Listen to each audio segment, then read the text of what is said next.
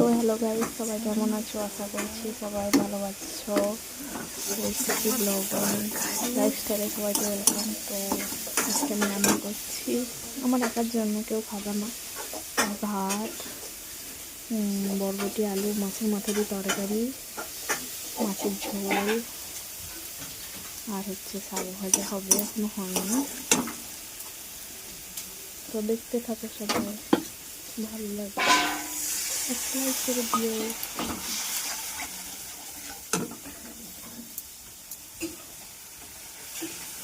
কে খাবে আসো।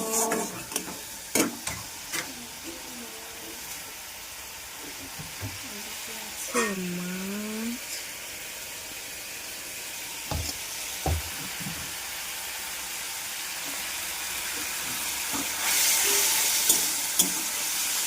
একা খাবো।